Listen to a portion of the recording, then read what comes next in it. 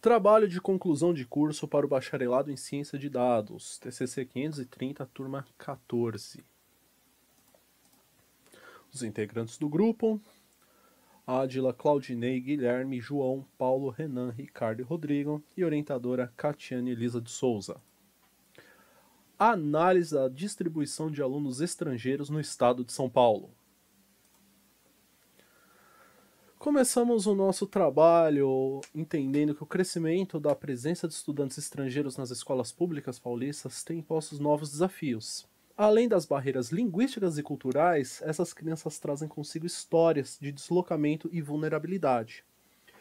O uso da ciência de dados surge como uma ferramenta para entender melhor essa realidade e propor soluções estratégicas para a gestão escolar. Então, objetivos. O geral, compreender a distribuição dos alunos estrangeiros na rede pública de São Paulo. Objetivos específicos. Identificar nacionalidades predominantes, tendências temporais, isso seria a evolução entre os anos, né, se existem picos, sazonalidades, mapear regiões com maior concentração, aplicar a clusterização em modelos preditivos, isso seria uma classificação que talvez nós não conseguimos enxergar sem um modelo estatístico, e os modelos preditivos seriam uma projeção do que vamos ter nos próximos anos ou nos próximos períodos. Tudo isso para subsidiar políticas públicas com dados confiáveis. Metodologia: a pesquisa quantitativa, descritiva e preditiva. Então vamos contabilizar, descrever e entender esses dados e prever um comportamento futuro. As fontes de dados são da Secretaria de Educação do Estado de São Paulo e da Secretaria de Educação Municipal de São Paulo. Técnicas utilizadas. Tivemos a análise exploratória de dados, que é a primeira etapa para compreender, a estrutura dos dados, como que eles se comportam, examinar as distribuições de nacionalidades, a evolução temporal das matrículas, como que isso se comporta ao longo do tempo, e identificar padrões relevantes nos dados brutos, ou seja, existem padrões interessantes que numa primeira análise nós não conseguimos identificar. Vamos identificar esses padrões com a clusterização, que é uma análise de agrupamento. Utilizamos o algoritmo K-means, um algoritmo de machine learning para fazer agrupamentos com base em matemática, em distâncias euclidianas. O agrupamento de diretorias de educação com base em perfis semelhantes de demandas de matrícula ao longo do tempo. Então vamos agrupar também pensando na quantidade dessas matrículas e nas características das diretorias de ensino. E a possibilidade de identificar territórios prioritários para políticas públicas. Utilizamos os modelos preditivos de regressão linear, ARIMA e SARIMA. Regressão linear é uma técnica estatística que ela vai identificar uma relação entre duas variáveis, uma dependente e uma independente, e nós utilizamos essa projeção pensando em número de alunos ao longo do tempo, como variáveis dependentes e independentes. O modelo ARIMA é um modelo utilizado na análise de séries temporais e previsões de dados futuros. Ele é um modelo especializado em dados temporais. Então ele é muito bom para projetar as tendências de crescimento ou decrescimento de matrículas dos alunos. E utilizamos isso até o ano de 2029. E também complementamos com o modelo SARIMA, que ele é uma extensão, ele incorpora os componentes sazonais e ele vai colocar dentro do algoritmo um modelo de sazonalidade dentro. Então temos uma série temporal, ele vai identificar, por exemplo, fluxos migratórios específicos, eventos políticos ou fatores climáticos que impactam o modelo preditivo, impactam essa sazonalidade em pontos, em picos específicos que fogem de um modelo matemático mais simples. Ferramentas que nosso grupo utilizou foi principalmente a IDE Jupyter Notebook, que é um ambiente escolhido de desenvolvimento por causa da interação de códigos, conseguimos executar códigos em pequenas partes, conseguimos visualizar e anotar dentro do código, e a documentação ela é integrada ao fluxo de trabalho, ou seja, eu tenho um código que já é a documentação e já tem as visualizações dentro, um documento muito utilizado, um modelo muito utilizado em ciência de dados. Linguagem que utilizamos foi o Python, né? Nós analisamos nossa base, porque é a principal linguagem de ciência de dados hoje em dia, extremamente eficiente, um vasto ecossistema de bibliotecas, além de ser muito fácil de integrar em internet, banco de dados e outros sistemas. Ele é uma linguagem muito plástica e muito moderna.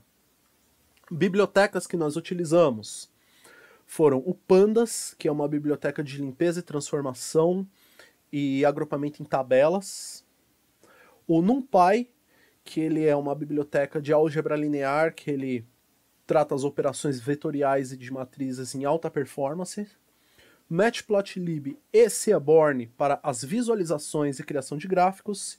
E o Scikit-learn, que é um conjunto de ferramentas de modelagem preditiva. É uma biblioteca de machine learning extremamente poderosa e utilizada profissionalmente em projetos de ciência de dados. Também utilizamos o Power BI e o Tableau, que são ferramentas de visualização, transformação e análise de dados. Ferramentas também amplamente utilizadas em análise de dados. Vamos ver os resultados agora. Após a contagem e o agrupamento dos dados, percebemos que as nacionalidades mais frequentes que recebemos esses alunos são Bolívia, Haiti, Venezuela, Angola e Paraguai. Aqui nós fizemos a regressão linear. Temos dados aqui até 2024, de 16 a 24 são dados históricos, e a partir dessa linha vermelha pontilhada é uma previsão feita pelo algoritmo de regressão linear. Então observamos uma tendência crescente, mais ou menos constante aqui, até o ano de 2029. Também conseguimos contabilizar as diretorias com o maior número de alunos estrangeiros que mais estão recebendo e acolhendo esses alunos, que são Penha, Jaçanã, Tremembé, Pirituba, Ipiranga e Freguesia Brasilândia principalmente. Temos aqui nos mapas, podemos observar essas principais regiões próximas ao centro de São Paulo, mas não necessariamente no centro de São Paulo, regiões periféricas ao centro da capital. E também os bairros com maior diversidade de nacionalidades. Esse daqui não é o maior volume, o maior número de alunos, mas é o maior número de nacionalidades dentro das escolas, que são Sé, no centro, Itaquera, Arthur Alvim, José Bonifácio, Santa Cecília. E seguimos aqui com o mapa. Aqui no centro e principalmente na zona leste da cidade. Agora vamos entender os perfis de matrícula por cluster de diretorias. Nesse algoritmo rodamos o K-means, o algoritmo K-means, para agrupar as diretorias de ensino segundo características estatísticas que nós não conseguimos identificar de forma muito explícita. Então recorremos a esse algoritmo, e esse algoritmo quebrou em 3 clusters aqui, o cluster 0, 1 e 2. O cluster 0 é o cluster que agrupou diretorias como Freguesia Brasilândia, Ipiranga, Itaquera e Pirituba. Não são as diretorias com maior número de alunos totais, mas é o com maior crescimento de alunos em relação às outras. Então, é um perfil muito interessante, são diretorias de ensino não necessariamente próximas geograficamente uma da outra, mas são diretorias de ensino com essa característica de um crescimento, e conforme ele tem esse crescimento, também nós vamos aliar ao algoritmo de regressão linear e projetar também esse crescimento para os próximos anos.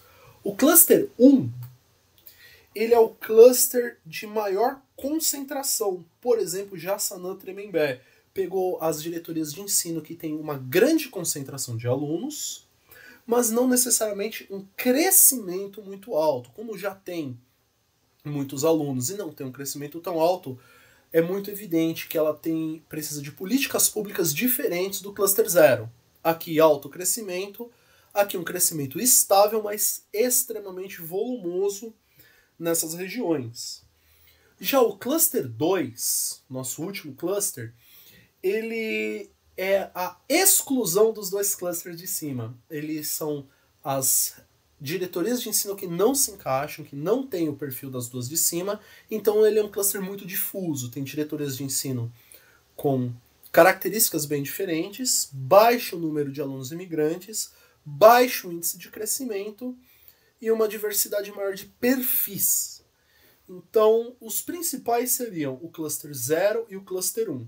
O cluster 2 seria meio que o excludente deles, né? Seria a outra parte, o que não se encaixa nesses dois que realmente tem uma característica muito marcante.